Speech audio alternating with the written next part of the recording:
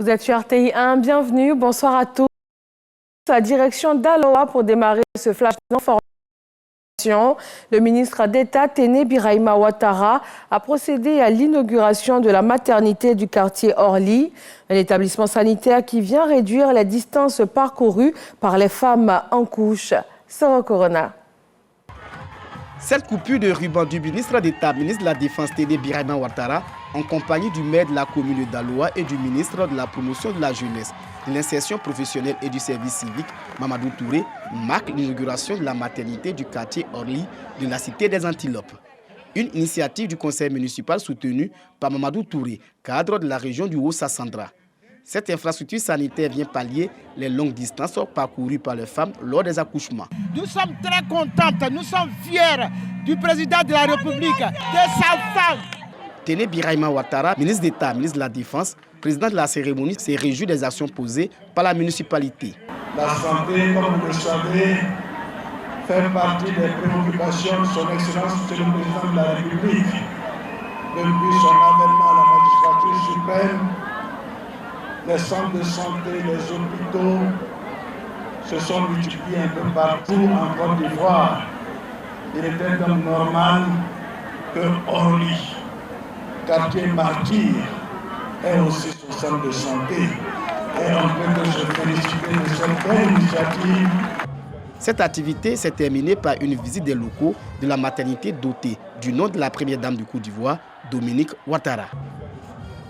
En ligne, tous responsables, c'est la campagne de sensibilisation à une utilisation responsable des médias sociaux. Une caravane a posé ses valises dans la région de Béké, précisément à Boaké. Cette initiative du ministère de la Communication et de l'Économie numérique vise à apporter la bonne information aux populations concernant donc les pratiques sur les médias sociaux. Au total, 21 localités du pays vont être visitées par ce programme. La rentrée des classes, c'est pour très bientôt. Dans les marchés, les commerçants spécialisés dans la confection des tenues scolaires et des revendeuses sont à pied d'œuvre pour offrir de belles tenues aux clients. Pendant ce temps, les parents y passent pour effectuer les derniers achats afin d'offrir une meilleure rentrée scolaire à leurs enfants. Le lundi 11 septembre est la date fixée pour la rentrée scolaire 2023-2024 et les inscriptions au préscolaire et au CP1 ont démarré depuis le lundi 4 septembre dernier. En sport football, CAN 2023, la 6e et dernière journée des éliminatoires s'ouvre aujourd'hui avec à la clé 9 tickets qualificatifs. Une première rencontre sans enjeu oppose la Libye à la Guinée équatoriale, les Libyens étant déjà éliminés, les Équato-Guinéens qualifiés. Demain jeudi pour les rencontres du groupe E, cela permettra de savoir si le Ghana, l'Angola et la Centrafrique vont rester en course. Sommet africain sur le climat au Kenya, la déclaration de Nairobi adoptée ce mercredi recommande entre autres une taxe carbone mondiale et une réforme des institutions financières internationales afin de financer l'action climatique en Afrique.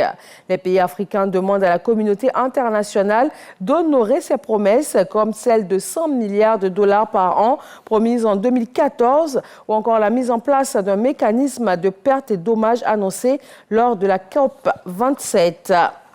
Au Niger, les nouvelles autorités militaires exigent le départ des soldats français.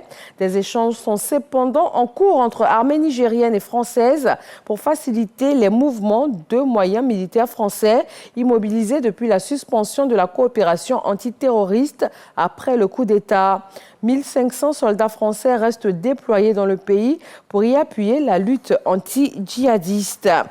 Et puis le président centrafricain Faustin Archange Touadéra qui poursuit sa visite aujourd'hui à Libreville au Gabon. Il porte la casquette de facilitateur de la communauté économique des États d'Afrique centrale. Faustin Archange Touadéra a rencontré le président de la transition, le général Brice Oligui Nguema. Il a également rendu visite au chef de l'État déchu Ali Bongo Ondimba. Fin de ce flash d'information. L'actualité dans nos régions, c'est tout de suite et le rendez-vous est pris pour le 20h.